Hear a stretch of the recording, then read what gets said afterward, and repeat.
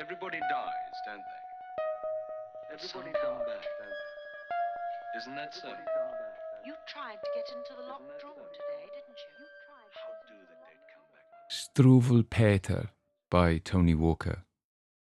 In der düsteren Welt des Struwwelpeters, sieh her, verschlingt dein Fleisch und Knochen sehr.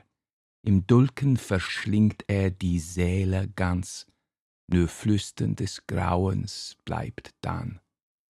Carl Weston tramped through the relentless German rain, his boots sinking into the muddy ground with each step, and every time he walked on, the earth pulled at his feet, as if it wanted to keep them. Over the last week, he'd hiked over 100 miles of the Westweg long-distance trail from Pforzheim through the Black Forest, and he now stood contemplating the desolate Hochkopf rising before him. The daily walking, the dampness, the dreary weather had all worn him down and conspired together to make this the most challenging part of the journey. Carl considered the heavy fog that shrouded the landscape, making it impossible to see more than a few meters ahead, though it wasn't fog so much as settled cloud, as if the distinction made any practical difference. And so Carl began the 120-meter ascent from Henspeck to the Hochkopf. He was a fit man. His body was tired from the days of damp hiking, but even so, his mind was unaccountably ill at ease. His feet were wet, but that was his own fault. He'd considered getting some seal skins, but he thought they were too expensive. Now his heels and soles were blistering and sore. But this unease that gripped him was more than that. It wasn't just physical, it was spiritual. And Carl Weston was not a man usually given to the consideration of spiritual matters. He reached the plateau of grass and reeds. The unforgiving weather, loneliness, and poor visibility transformed the moorland into a hauntingly inhospitable place. He hadn't seen anyone at all since he left his small hotel that morning. No one else was daft enough to be out and about in this weather. But something about the lack of living creatures spooked him. He knew his fears were irrational, and that the eerie lack of life here was simply due to all sensible people and animals seeking shelter somewhere drier. But the nagging feeling persisted. He trudged on. This walk was bloody endless. What he wouldn't give now for a cup of tea and a piece of Victoria's sponge, or even a bit of Black Forest gateau. Then, when his spirit was at its lowest, a faint silhouette emerged through the low clouds and rain.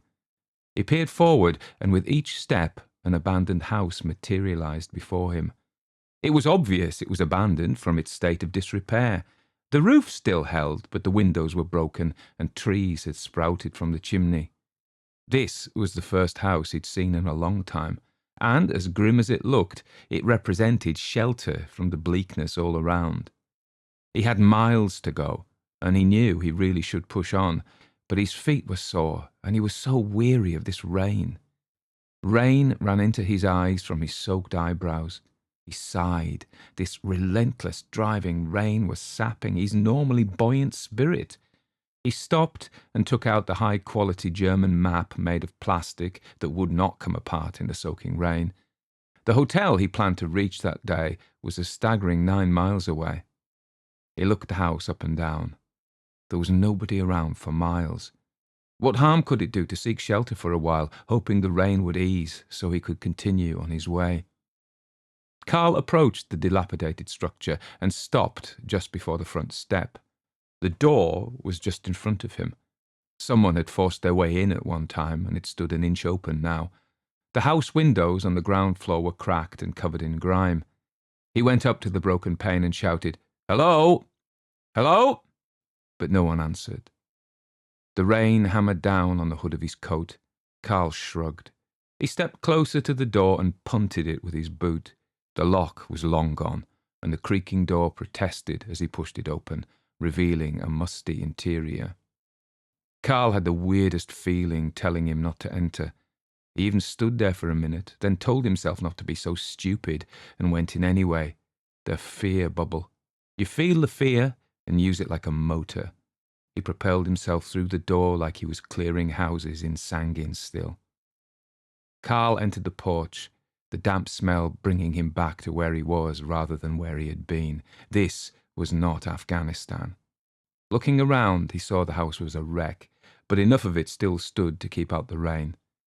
The place offered little in the way of comfort. There were 4 downstairs rooms, all damp, all full of wind-blown weeds and branches, with wallpaper peeling and mould tracking up the walls. He didn't look in all of them. What would the point be? They were all the same. There was also what appeared to be a cellar. Carl peered down the rotten wooden steps, but didn't venture down there. Lord alone knew what he'd find. There was an upstairs too. He reckoned the upstairs might be drier, though when he climbed the rickety stairs it proved not to be. Even so, he felt more comfortable being up above the ground floor, and especially away from the cellar, as if something might seep up from the earth into the house. In this room stood mildewed chairs, wardrobes that hung open, a broken chest whose drawers had been dragged out and wrecked on the floor, and in the middle of the room, the rusted frame of a bed that looked like he would fall through it. Carl stood on the filthy floorboards, sleeping bag in hand. He wondered if there was a chance of setting a fire to warm him through, but everything was damp, even the wardrobe. He had his gas burner in his pack that he used to make a brew and heat water for pot noodles. That might have to do as a heat source. He wandered over and peered through the cracked window. Part of it, at the top, about the size of a fist, was gone, but otherwise the sharp glass kept out the worst of the bad weather. It was still day outside, but hardly. The rain beat down, the downpour loud through the broken window. Carl shivered, and not from the cold. What was it with this place? This house felt odd, uncomfortable, like it had seen bad things. There was something disquieting about the place, an atmosphere, they might call it. But then, to be isolated in a rainstorm, clouds sitting down on the moor, visibility 20 feet at best, marooned in a damp, abandoned house on a deserted moor, that was enough to make anywhere feel a bit eerie. Course it was, mate. Get a grip. He cleared a corner of the room, pushing aside debris and setting up his sleeping bag on the relatively dry floor. He unpacked his meagre rations, consuming a cold meal of peppered salami and black bread with water as he listened to the rain outside. Jeez, he thought, the whole world will fill up with water. At this rate, I'll need a bloody ark. Hours passed. That was a skill he'd developed in the army. All soldiers do. The ability to sit and do nothing, not even think. Outside, darkness settled on the Hochmoor. Looked like he wouldn't be going anywhere that night. Never mind, it was always tomorrow. He thought about his meds. The packets were inside a sealed plastic bag inside his pack, olanzapine, diazepam, fluoxetine. He hadn't taken them since he started the walk. He didn't need to. Nature was his cure, even rainy nature. He felt sleepy and lay on his sleeping bag, and the sounds of the storm lulled him into a fitful doze. He was tired, it was damp, but despite the discomfort, he still slept.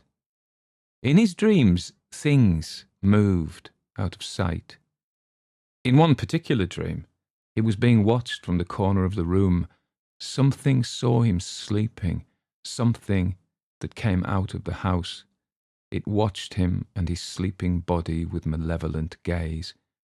Troubled by dreams, but unaware of his watcher, Carl tossed and turned, but didn't wake. Not at first, anyway. The afternoon became evening, and the evening became night. Still it rained. Still his nightmare progressed. At about 9 p.m, something moved downstairs. Carl sat bolt upright.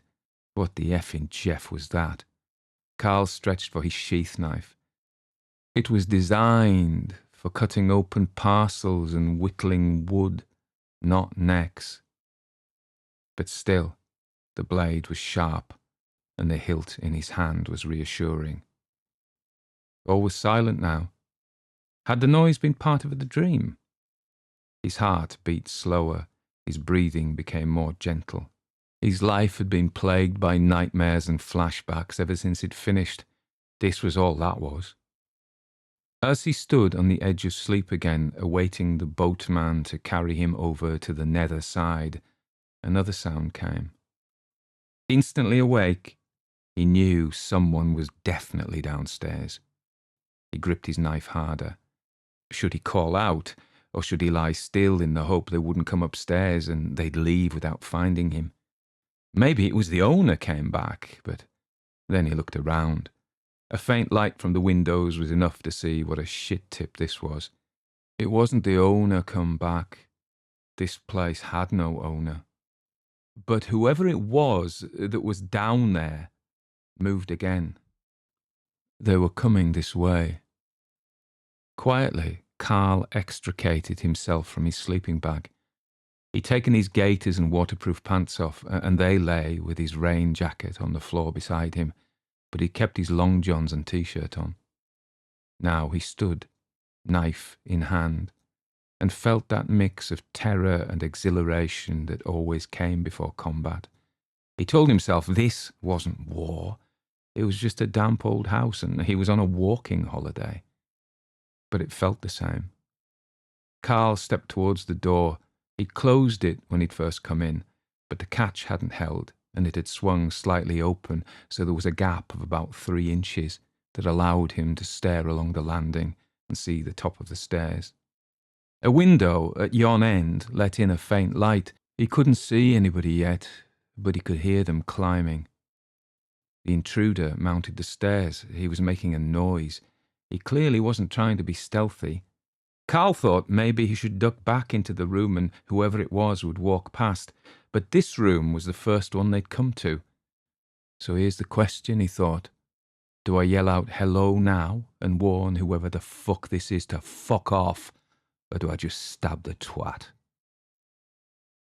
The man was at the top of the stairs now, apparently oblivious of Carl. He was lighting his way with the torch of his phone. The stranger probably wasn't expecting anyone to be lurking in the dark with a knife in their hand. Carl saw the man had a backpack with hiking poles strapped to the side. His posture was weary, not menacing. Just a hiker like me, Carl thought, relaxing. Just some poor sap seeking shelter from the storm. As the figure neared the top of the stairs, Carl called out, "Wer ist da? Wer bist du?" The bloke froze like a rabbit in the headlights, unsure whether to run. There was enough light from his phone for him to see the blade Carl held gleaming. "Entschuldigung," the man blustered, raising his free hand in a gesture of peace. Carl felt a dirty pleasure at the thought the man was scared of him, and right on the heels of that feeling, shame that he'd frightened some poor stranger. Carl had a lot of dark in him, just like you. And just like you, if you're honest. He hated, but loved too, the feeling of power frightening people gave him. The man swallowed, his wide eyes fixed on the knife. Carl hesitated, then slowly lowered it. In German he replied, "Ich bin Karl, ein Wanderer. Ich habe hier Schutz vor dem Sturm gesucht." The man seemed relieved and switched to English. "Oh, I am sorry to disturb you. I thought I was alone. I am Marcus. I apologize for the fright. This storm is quite unsettling." I wasn't frightened. "Ah," Marcus laughed nervously. "I was. You knew I was English." Marcus laughed. "Yes, of course, your accent when speaking German. Do you mind if I share your shelter?" Carl stepped back from the door. "No problem, bud. Mi casa es su casa." I didn't see anyone all day. My feet were sore and I was wet through. I thought the rain might stop if I waited here for a while, then I could go on. "No, the rain hasn't stopped. I see that." They both laughed. Marcus said, "You are walking the Westweg?" Carl nodded. "Me too." Marcus switched his torch to illuminate the poor room with its rusty bed frame. "You have found a bed?" "No, I was sleeping on the floor. I've got a mat and a sleeping bag." "Ah, I will do the same. I do not want to walk on further in the dark and wet. I have some schnapps, if you would like to share." "Sounds good. I've got some bread and meat, but no drink, so you're welcome." Carl usually avoided alcohol these days, but a mouthful of schnapps with a stranger wouldn't hurt. By the light of his phone, Marcus followed Carl into the room. Carl cleared his throat. This guy Marcus was no murderer, no werewolf, just one of those well-kept middle-aged German blokes. He probably had a full lycra cycling costume and a kayak. Marcus unrolled his mat and sleeping bag, and they sat. Carl offered food, which Marcus took. It felt companionable. Marcus produced some smoked cheese, which Carl took, and then he offered a half bottle of peach schnapps, which Carl took also. He sipped it, and the firewater made him cough. Marcus grinned. Good? Carl nodded. Good. Out of practice drinking these days. They sat, grinning at each other in the light of Marcus's torch. Marcus suddenly suggested, perhaps, Carl, we can make the best of this situation. It's quite atmospheric in here. Why don't we pass the time by telling ghost stories? Carl tilted his head. You're fucking kidding me. Ghost stories? No, I'm not joking. I thought it would be a good idea, but if you are frightened... Carl winked.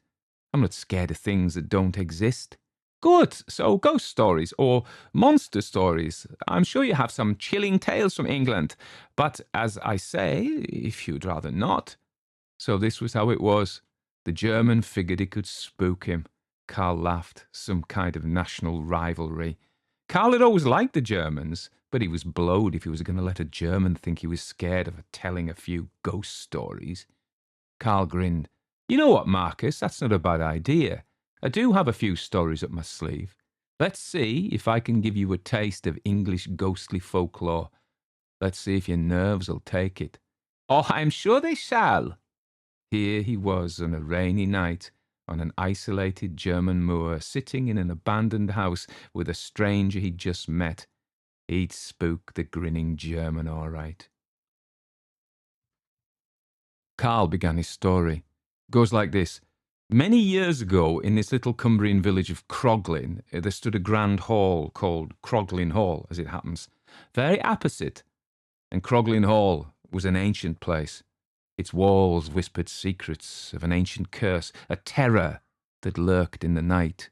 The legend spoke of a vampire, a creature born of darkness and bloodlust. Carl was milking it. You are quite the natural storyteller, Carl. Carl's voice dropped to a hushed tone. Then, in the middle 1600s, a brother and sister, Emily and Edward, moved into Croglin Hall. Little did they know that their lives were about to be forever changed. Marcus laughed. Oh! Carl raised a finger. One fateful night, as the moon hung full and bright in the sky, a chilling wind swept through their open window, heralding the arrival of the Croglin vampire. Carl paused. He studied the German who sat there, his face weird in the phone light. Yeah, he actually looked scared.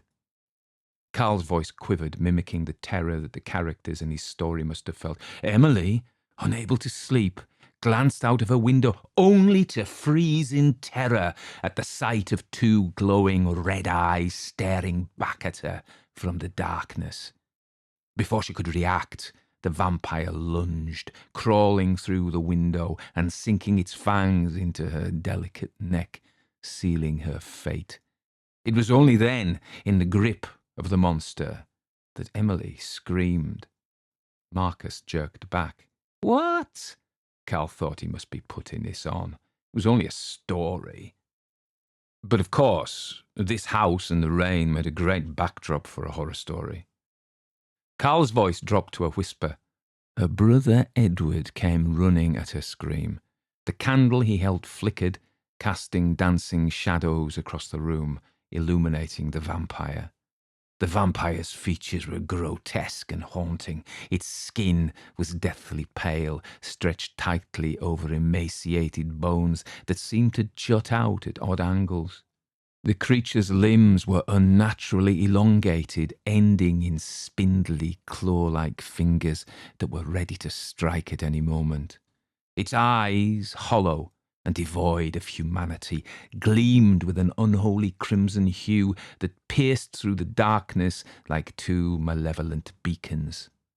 Sunken deeply into its skull, they seemed to burn with an insatiable thirst for blood and the promise of eternal darkness. From its gaping maw protruded razor-sharp fangs curved like daggers, ready to tear into the flesh of its unfortunate victims. A rank stench of decay and death hung round the creature, overpowering Edward's senses and bringing bile to his throat. The candle flickered, and the shadows danced across the vampire's misshapen form, adding to its already nightmarish appearance. The creature exuded an aura of malevolence, an undeniable atmosphere of ancient evil that sent a wave of terror crashing over Edward. "Very good, Carl." The monster's attention now switched to Edward, and it lunged. He recoiled and ran. "Now, you may think this cowardice," Marcus said. "I do! Or you may see it for what it was. A cunning plan to draw the monster from his sister. Aha, of course." Carl went on. The vampire pursued the brother, its ghastly form gliding with unnatural swiftness through the dimly lit passages of the house. Edward's heart pounded in his chest, his breaths coming in desperate gasps as he frantically searched for a means of defence. He burst through into the study, his eyes scanning the room for anything that could aid him in this deadly confrontation. With trembling hands, he grabbed at objects, knocking over books and papers in his haste. In a stroke of luck, his hand landed on a silver letter opener resting on the desk. The moment his fingers wrapped around the cold metal, a surge of hope shot through him. He knew that silver was the vampire's bane, a weakness that could turn the tide of the battle in his favour. Marcus looked absorbed in the story. Carl went on. The vampire's evil eyes glimpsed the silver letter opener Edward held. The ancient fear of silver held it, and it knew that this was a weapon that could destroy it. With an unearthly scream of defiance, the vampire turned and ran away, its ghostly form darting like a shadow towards the nearest window. Edward watched as the creature, driven by fear and the need to stay alive, or rather undead, fled through the small hole and disappeared into the moonlight. Edward ran to Emily's side and found her unconscious but still alive. Her neck showed signs that the vampire had attacked her. She was unconscious, but as he checked her pulse, he felt relieved that she had survived. As dawn got closer, the sky brightened, giving a hint of hope. Emily woke up and her eyelids fluttered open. She sobbed and said, "I fear the monster will return, Edward. Please go to its lair and destroy it before it comes back." Edward knew of the old chapel with its ancient crypts in the grounds of Croglin Hall. He knew that was where he had to go. "And this is a true story," Marcus said. Carl grinned. "Every word." Marcus looked serious. "Such things do exist, though modern people pretend they don't. Our ancestors knew better." With full dramatic effect, Carl continued. Edward left the house, his silver blade in hand. He headed across the grounds to the ruined chapel. With every step he took, the air grew heavier, as if the very atmosphere conspired against him. Edward pushed open the creaking door of the tomb, and there, lying in a stone coffin, was the vampire, its eyes burning with unholy hunger. With a heart pounding in his chest, Edward raised the gleaming silver dagger and struck with all his might, piercing the creature's heart. He ended with a flourish. "That's it." Marcus did not speak. The room fell into an unsettling silence, broken only by the drumming rain outside. The weight of the story lingered in the air. Marcus finally broke the silence. "That was truly bone-chilling, Carl. I can almost feel the vampire's presence in this very room. Thank you for sharing such a haunting tale." Carl nodded. "You're welcome, Marcus. It's a story that has been passed down through generations in my hometown." "And you believe every word is true?" "Like I said, every word." "I'll take your word for it." Carl said, "Now it's your turn. See if you can scare me." Marcus nodded. "Oh, I think I can. This is a story about a monster. A monster that is reputed to haunt the very moor where we find ourselves on this dark and rainy night. The only sound was the drumming rain as Marcus prepared to tell his tale, his face thrown into relief by the glow of his phone. He began, his voice low. Deep in the black forest, among the twisted trees, lurks Struwwelpeter. With tangled, matted hair and gnarled limbs, this creature of nightmares and folklore is a grotesque sight. Carl grinned. It didn't scare that easy. Marcus went on. Struwwelpeter haunts the lost souls who wander into its domain, feeding on their fear, relishing their torment. And tell me, are we in his domain? Indeed, Marcus nodded, his expression grave. His prancing, gibbering form has been sighted in this very house, wandering from room to room and preying upon lost travellers, seeking shelter from the storm. Oh, yeah. Indeed, yes. On nights like this, when help is far away and the weather is closed in, these are the favourite nights for Struwwelpeter to show himself. Carl reached for more schnapps. You won't find me such an easy mark, Marcus. I'm not scared of ghosts and ghouls and things that go bump in the night.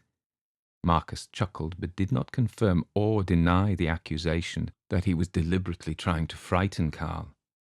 Carl put the schnapps bottle down. Go on, you were telling me about Struwwelpeter. Marcus leaned in, lowering his voice to a chilling whisper. Some say Struwwelpeter is a puppeteer, controlling victims with strings of pure evil. Under its influence, they become helpless marionettes, dancing to his twisted tune. Where does he come from? Struwwelpeter's lair is an abandoned puppet theatre, hidden from prying eyes. There, he orchestrates sinister shows that infect the nightmares of those who see them. Marcus described the decaying theatre, its tattered stage and curtains. Despite himself, the thought of twisted puppets controlled by Struwwelpeter made Carl shiver. He'd always hated puppets and dolls. His older sister used to taunt him with hers when he was little because she knew they freaked him out. Marcus's voice became ominous. Legend has it, Struwwelpeter ensnares those who cross its path, dooming them to eternal torment. Its echoing laughter still haunts the black forest's darkest corners, a chilling reminder of the terror that lies in wait for those he catches. But he must have a weak spot. All these monsters do. Like your vampire. Exactly. In fact, Marcus continued his chilling whisper, it is the same one. They say only silver can stop Struwwelpeter, just as it defeated the Kroglin vampire you spoke of. Not very original. It doesn't have to be original, Carl, as long as it's true. Carl laughed. Pity that we have no silver to defend ourselves from either the Kroglin vampire or from Struwwelpeter. We are a long way from Kroglin, Carl, Marcus said. Ah, but not from Struwwelpeter. No, Marcus whispered theatrically. We are very close to Struwwelpeter. He tilted his head. But we are not helpless, because indeed I do have a weapon of silver, just in case. Just a second. From his pack, Marcus produced a small silver knife with an ornate handle. This silver blade is our protection should Struwwelpeter appear. The metal is what matters, not the sharpness. Usually he behaves himself, but I keep it in case he becomes unruly. Carl didn't take him seriously. It's really silver? Oh, yes. Handy that you've got that, Carl said. Marcus laughed. But now our stories are told, I think we should get some sleep. Marcus winked. If we can. Carl laughed. If your mission was to scare me so I couldn't sleep, you failed, old mate. I tell you, monsters or no monsters, I'll sleep like a log. Marcus said, but I leave the silver blade on the floor, just in case. Carl awoke to silence, the darkness enveloping him like a suffocating shroud. Fumbling for his phone, he activated its pale glow. The display blinked back at him, 3:17 a.m., casting an eerie light on his surroundings. He glanced over at Marcus, but Marcus wasn't there. The red plaid flannel of Marcus's sleeping bag lay vacant on the ground beside him. There was a simple explanation. Marcus had probably gone out for a pee. He'd be back any second. Marcus's silver knife lay discarded next to his bag. Best thing was to get back to sleep. Carl closed his eyes. A while went by, but Marcus didn't come back. Carl listened and became aware of noises downstairs in the house. Must be Marcus, he thought. But who the hell's he talking to? More muffled shuffling and the faint murmur of German words, and Carl's heart began a furious drumming. Were they talking about him? He knew nothing about Marcus. What if this was a set-up, this house, the casual stumbling in of a poor benighted German traveller? It could easily be a set-up. And then Carl told himself, steady, Carl, old lad, steady. This is just like the shit you used to think after you came out of the army. Yeah, the same old paranoid garbage that was unfortunately so compelling. Maybe Marcus was a psycho. Or a pervert. He might have to stab him anyway. The muttering kept going on and on. Carl was going to have to go down and see what he was about, front up to him like. Carl got out of his sleeping bag. He looked for his own knife, but couldn't find it. A jag of lightning thought popped into his head. Maybe Marcus took my knife. It was important to separate reality from these random thoughts. Things have normal explanations. Mostly things are safe, except when they're not. And when they're not, you have to deal with them. That's what soldiers do, except he wasn't a soldier anymore. But he knew if you cut him open, he'd have soldier written through him like a stick of Blackpool rock. It was where he was from. Poor working-class lads from Penrith and Workington and Dagenham and Swansea and Belfast become soldiers when they learn to deal with things. Grunting impatiently, he gave up looking for the knife and crept to the top of the decrepit stairs and listened. If it was only Marcus, and Marcus was just an ordinary German dude, what did he need a knife for? Marcus, he called down, but his voice was barely audible. Nobody could have heard that. He was shaking. What the fuck was he scared of? Carl moistened his lips and called again, louder this time, but only the relentless rain answered him back, and he couldn't make out what it was saying. Yet, thank God. But he could still hear talking, and it was in German. You know, the voice didn't sound like Marcus. So where was Marcus? Descending slowly, Carl angled the light of his phone to see where he was going. He got to the ground floor. The front door was behind him, still open. But the muttering was coming from the cellar. Was Marcus fucking mental? Going down into the cellar and chuckling and talking to himself. I should just leave this. I should go back upstairs, put a chair against the door and wait until morning. If he comes back, I won't let him in. But he knew the rotten chairs in this place wouldn't keep anyone out, and neither would the rotten doors. There was no way he was going to sleep. He was going to have to go down. Carl took a breath and stepped onto the cellar stairs. He'd taken off his socks and the wood was damp under his soles. He lifted his phone and illuminated the steps so he didn't stumble, and when he got to the bottom, he stopped. Man, he was scared. Why was he scared? He was a big, strong man. He could handle himself. The cellar opened up to the right. He stood where he was and pointed the torch, and when its beam fell on the corner of the room, he thought, what the fuck is that? What the actual fuck is that? There was something on the floor. It was on its knees, facing into the angle of the corner. It was shaped like a man, but one thing was certain. It wasn't Marcus. It was standing over a heap on the floor, clothes or rags or a rolled-up carpet. The thing was moving its arms, holding them up. What was it doing? Dancing? Praying? Eating? He recognised what it was from Marcus's story. It was Struwwelpeter. There he was with his sticky-up hair and his ragged clothes. Struwwelpeter didn't turn round, even though it must know Carl was there. By its feet, an iPhone lay on the floor, a soft glow coming off its screen and lighting up the Struwwelpeter from below.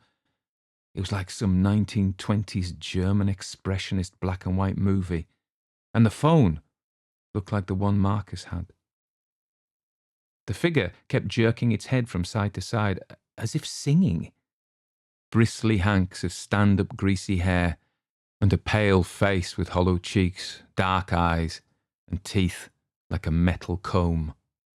It was holding things in both its hands, making them dance like puppets on strings. Of course, the Struwwelpeter liked marionettes. He could smell it from here. The Struwwelpeter smelled of old blood and the fetid stench of a grave's open mouth with its unfinished business within. Carl saw a dark liquid seeping across the floorboards from the rag roll that the fiend was playing puppeteer over. The liquid was too dark to be water. It must be blood. The puppets that the Struwwelpeter madly jerked were made of gobbets of flesh and joints of meat, and the strings were made of sinew. Dance, dance, they jigged along. Struwwelpeter had obviously killed someone, and was playing with the poor sod's human remains. Jesus. Carl had seen plenty of men shredded by shrapnel and IEDs, parts of men lying on the road, shoes comically hanging from a truck's radiator with an ankle inside.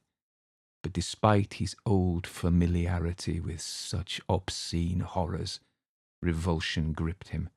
But retching as he was, he couldn't tear his eyes away. These remains must belong to Marcus. He hadn't heard a struggle. He hadn't heard the cries of a man in pain, a man being murdered, but that's what must have happened. Fuck me, Carl thought. I never even knew Marcus, but I'm not going to let this fucking freak, this fucking mentalist, murder an innocent man, a comrade of the road, and get away with it. And Carl realised he could kill the lunatic here in this empty house on this empty moor. He could get revenge for Marcus and all the other good lads, and no do-gooder judge and jury would ever have any evidence to convict him. That damned thing would pay for what it had fucking done. But he was wise to it. When he did for it, it wouldn't be half-arsed. It would be a man's job. He needed a silver knife to kill the Struwwelpeter. That's what the story said. Carl staggered back upstairs on trembling legs, just like combat. His knife wasn't there, so he searched desperately for Marcus's silver knife. He found it. He clutched it. The blade's edge wasn't as sharp as steel, but it was silver, and that would do the trick. Silver knife gripped tight in his right hand, phone in his left, its torch lighting his way. Carl crept back to the cellar. His mouth wasn't dry anymore. Adrenaline no longer fueled fear, but rather incited rage. No, he wasn't frightened of this freak. He was angry.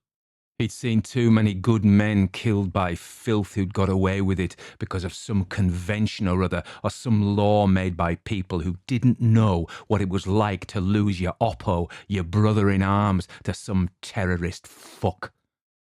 As Carl reached the bottom step, he steeled himself, his heart beating like a war drum in his chest. He switched off his phone. He didn't need light. He knew where it was, still kneeling in the corner.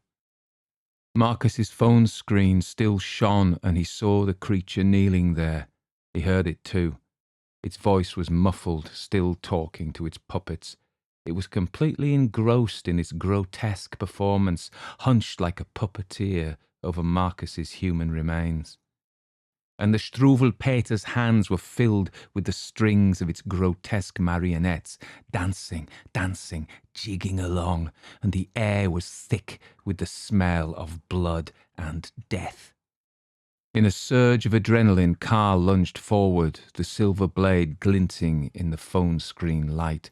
Carl would put an end to this nightmare. This was no fucking fairy tale, and there wasn't going to be a happy ending. The creature spun round. The Struwwelpeter's head snapped towards him, black eyes meeting his. Jesus, thought Carl, what the hell was this? It wasn't a man. It was a nightmare. And he felt it. It had him. The fathomless pits of its evil eyes paralysed Carl. He'd seen it so many times, men just frozen by fear, and now he was. Carl stood helpless as the Struwwelpeter knocked the silver knife from his grasp. With inhuman strength, Struwwelpeter's thin hands with their long, curling fingernails seized Carl's wrists. Its touch was icy cold. Carl struggled uselessly as it dragged him across the floor. Fetid breath choked Carl as the fiend bound him to a pillar using blood-soaked rags torn from Marcus's shredded sleeping bag. Wasn't Marcus's sleeping bag still upstairs, though? Secured, cruelly tight, Carl could only watch as Struwwelpeter returned to its unspeakable show. Carl now clearly saw the pile of gore it played with, muscles, tendons, bones. He couldn't remember what colour shirt Marcus had worn, but there could be no doubt about it. These were human remains, butchered, shredded, blown apart. Bile flooded Carl's throat as Struwwelpeter made the macabre puppets dance, their lifeless eyes seeming to follow Carl's gaze. They had eyes now, and hands and feet. He thrashed against his bonds, the rough material biting into his skin. Carl's pulse pounded in his ears, drowning out the creature's demented mutterings. Eventually, the Struwwelpeter set down its puppets and turned, shuffling towards Carl with fingernails outstretched. He recoiled helplessly, pinned against the pillar as shrieks died in his raw throat. The fiend's icy fingers caressed Carl's face as a new puppet show began, a private performance just for two. The Struwwelpeter's eyes glinted with a sadistic delight as he looked up, his heavily accented voice slicing through the air like a razor.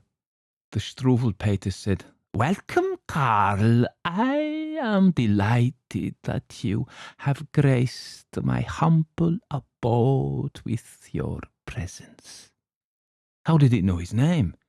Carl's heart pounded in his chest, his mind reeling from Marcus's grisly fate. What have you done to Marcus? Struwwelpeter's grin widened, exposing jagged teeth, as he replied with chilling nonchalance, "Is that what he was called? I found him here, and as no one else wanted him, I ate him." "What do you want from me?" Carl pleaded as it leaned over his tied-up form. Struwwelpeter's eyes blazed with hunger. "I want to devour you too, but you're not dead yet." It leaned closer, fetid breath on Carl's face. "Though that won't spare you from what's coming." Carl yanked against his bloody bonds, but he could not escape. Oddly, the Struwwelpeter's interest in Carl waned, and it returned to its gruesome human puppets. He watched the creature hunch over, muttering insanely while making the macabre marionettes dance with sharp jerks of its bony fingers. The dropped silver knife lay about 6 inches away from his heel.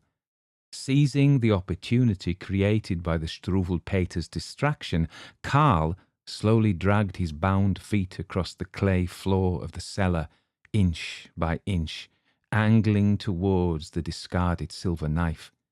The cords dug into his ankles with each tiny movement. It was painful, but he had to get the knife. With immense effort, he finally managed to snag the knife between his shoes. Heart-pounding, Carl slid the blade back. Then he heeled it so that his stretching finger ends touched it and tickled it like a fish into his grasp. The silver blade was not very sharp, but if he had time, he could saw at the rags that held him. And he had time. All the while he sawed, he kept a hawk-like watch on the preoccupied Struwwelpeter. After agonizing minutes, Carl felt the cords fray, then snap under the knife's edge. Wasting no time, he crept on trembling legs toward freedom. He was close to the bottom of the stairs up. Just as escape came within grasp, icy talons clamped down on Carl's shoulder, but Carl had the silver knife gripped in his right hand, and he twisted and plunged the shiny blade deep into Struwwelpeter's pigeon chest. An unearthly shriek pierced the night as inky blood seeped from the wound. Smoke issued from where the knife penetrated the creature's spindly form. Carl drew back the blade and stabbed again and again and again. The Struwwelpeter fell back, screaming a high-pitched, girlish scream, holding its hands up like a jazz singer to ward off Carl's frenzied, merciless attack. The thing turned and fled up the stairs, but Carl seized its thin leg and yanked it back, stabbing at it as he did so, the knife going in again and again. That's for all the good lads you fuckers killed, you fucking heap of rags and sticks. The horror caught up, and Carl doubled over, vomiting in choking heaves, dropping the bloodied silver knife from his shaking, blood-stained hand. He got to the bottom of the stairs. Carl climbed the stairs from the cellar. He was shaking. On the downstairs landing, a dim glimmer of light crept in through a shattered window as he pushed open the rotting door and breathed in the chilly morning air. He should be glad he'd escaped from that thing, but he felt a gut-heaving swirl of emotions. Hate, fear, revulsion, and rage. He shook like a leaf. He felt sick. He stood on the Hochmoor. The clouds had lifted, and it was no longer raining. Then he remembered his pack and waterproofs were upstairs. He didn't want to go back into the house, but he made himself. His stuff was upstairs, but instead of going toward the steps up, he went to the steps down. He peered down into the cellar. He knew the remains of the thing he'd killed, the monster, the lunatic, the murderer, were lying in a heap at the bottom of the stairs, and though he didn't want to see them, though his bones quaked and his mind railed against descending those stairs, down he went, foot after foot after foot, until he was at the bottom, and the thing was at his feet, face down. With his foot he pushed at the corpse, and it didn't move.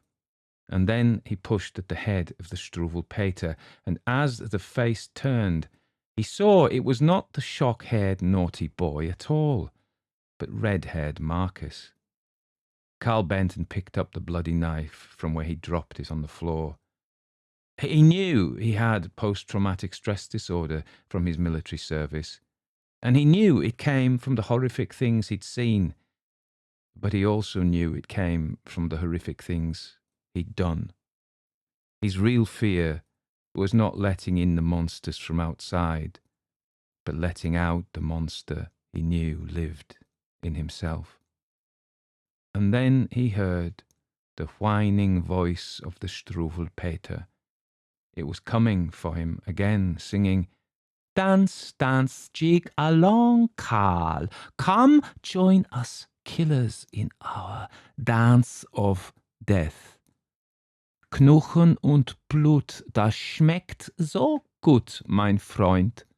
Dein Ende naht, ich fresse dich ganz und gar." "Who are you?" Carl said. "I am your shadow," said the Struwwelpeter. And Carl smiled at the Struwwelpeter. Let you and I then bow to the audience, my shadow. These people listening, clutching their bleeding hearts at my murdering Marcus. Let them remember they paid their taxes to make me a killer. So let's not have any crocodile tears when I kill. If you like that story, consider supporting me as a patron.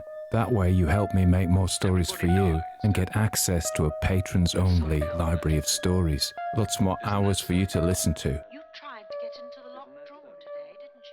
How do they take So that was the Struwwelpeter.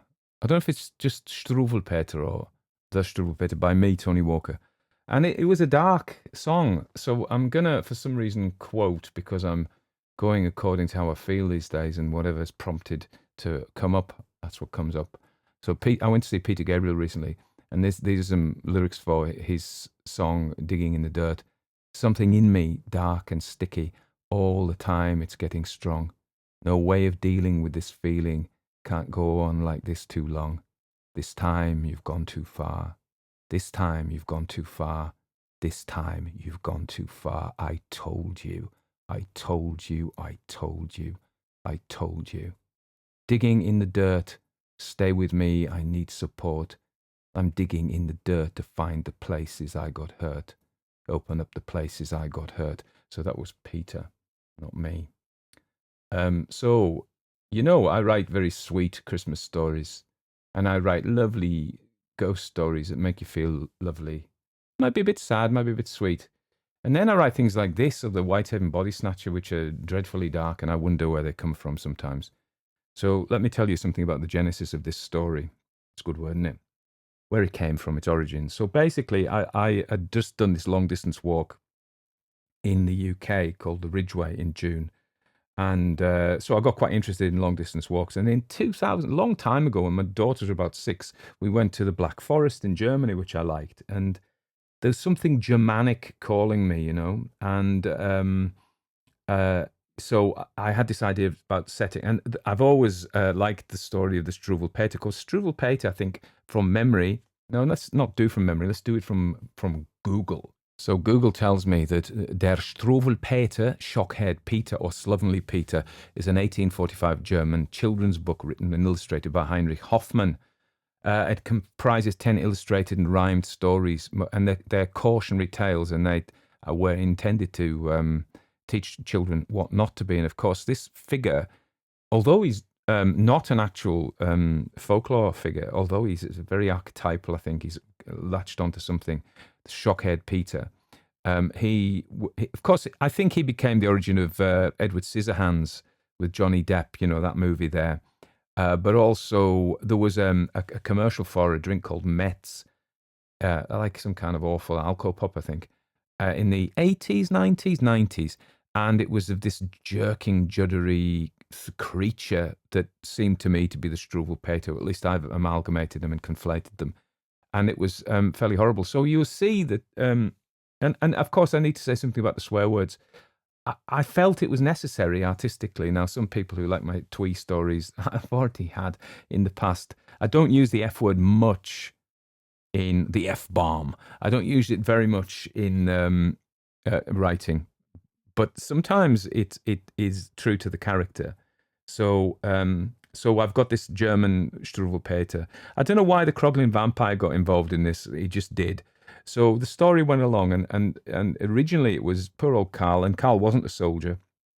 He was a hiker, and he met this Marcus who turned out to be the Struwwelpeter, you know. And as time went on, it turned out that Carl was ex-military, and he'd seen some horrible things. And I listen, in my work and in my life, I come across ex-soldiers who have had hard times, veterans, you know. And I'd written the story before I met this guy, but I met this young man. He was about 30 odd, and he'd been in the Royal Marines, and he'd been blown up, and he had a bit of shrapnel through his hip. He'd survived. Various of the lads in the truck with him had not survived, and he was doing pretty well. And then I had a patient who was, I won't say names, obviously, an older man who'd been in Afghanistan, and he'd been doing okay. And then there was an industrial accident at work, and somebody was injured and brought it all back. And he'd survived of a group of people who didn't survive. And I've had patients of veterans who are just shattered by what they've been through. And it struck me that how obscene it is and how wasteful it is. We send our young men and young women, but particularly young men, off to foreign countries that have no, what are they to do with these? And they're usually the poor lads who come from, difficult, poor backgrounds, and they see the army and it's sold to them as, and then of course they get broken and they're just pretty much abandoned. And the country that wanted them is now going like, yeah, get lost. Yeah, you're a problem. And their minds and bodies are shattered, and it just struck me as obscene, really, that we do this. I'm not a pacifist, and certainly if we were attacked, we would need to defend ourselves, and I think that's legit. But the plight of my military service is I was in the Air Cadets. I wanted to be in the Air Force, and then I was in the Territorial Army for a couple of years. But I never saw any combat or anything like that. And that's we could go into the complex reasons why I did that. But so it struck me. But then, of course, the other thing, of course, is our shadow, because we are fooling ourselves if we say there's no darkness in us, and if we see ourselves completely as victims. So on the one hand, I'm saying, soldiers go out there and they are the victims of these horrible things, but they're also the perpetrators of horrible things. So I think if we ignore that and we pretend that our warriors are holy warriors and do no wrong, then we're kidding ourselves. The whole business is awful, and no sane person would sell it to. But of course, some young men fight, and that is in a nature like some dogs fight. I love dogs, so I'm not running men down by making that comparison. So it is a complex issue, and it came out in the story, and I don't know where it comes from, but it came out, and it came to this shape, that in the sense that the Struwwelpeter is a personification of the evil inside us, and not only the evil that we can do and we shun, but the evil we enjoy. And maybe not all of us, but some of us, and probably me as well. I mean, listen, I enjoy scaring people. What's that about? There's some darkness in me that I can write something like this. So I'm not saying here, hey, I'm pure and holy. I'm not. But I think what I'm saying is two things. The awfulness of war is obscene, particularly when we're sending people to make countries safe for huge mega corporations to profit from. We send these people from poor backgrounds, we break them, we abandon them, and all it's about in many cases is so that somebody in a big corporation can sell more units. So that's what I think. 1, 2, let's not ignore our individual shadows and darkness, and the fact that sometimes some of us enjoy power and causing fear in others, and perhaps causing violence to others. And then let us not, at the very end, excuse ourselves from the vicarious pleasure. Why do we watch horror movies? We get vicarious pleasure in the violence and the darkness. And it's at a safe distance, but it's still singing that song. And so that's what the end's about. The end is about, don't pretend, don't let any of us pretend we have purely clean hands, because we don't. And there we are. So that's quite deep. And so I'll go back to writing sweet little stories. I do sweet stories, I know that. But this one just had to be told, I think. And if you want to binge on darkness and despair, go and listen to my Whitehaven Bodysnatcher. And have a bit more of a different kind, but also, of a different kind.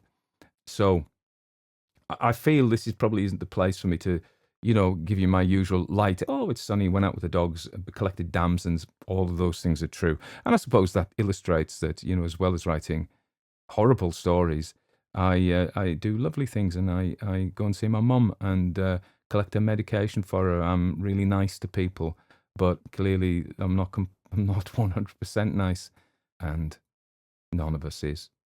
But that doesn't mean we're evil. We're complex. but there we are. I think if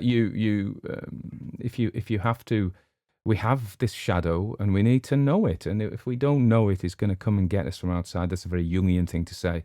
You know, what we don't, if we leave things undiscovered in ourselves, it will come from outside as if fate. So it's a useful thing to know your darkness and not necessarily give into it, but to know it anyway. So this is a very heavy week, isn't it? But and no doubt, I get a report that says this video made 173 people of your subscribers unsubscribe. You know, there you go. But then it'll say, however, 400 people did subscribe. So, you know, there we are. Let's just be, you know, you wouldn't be listening to horror stories if you didn't like it a bit. Yeah. Okay. All right. That's me for now. You all take care, cause I love you for supporting me. Yeah. Hope that wasn't too traumatic. Somebody come back, then. Isn't that somebody come back, then? Isn't that somebody come back, then? Isn't that somebody come back?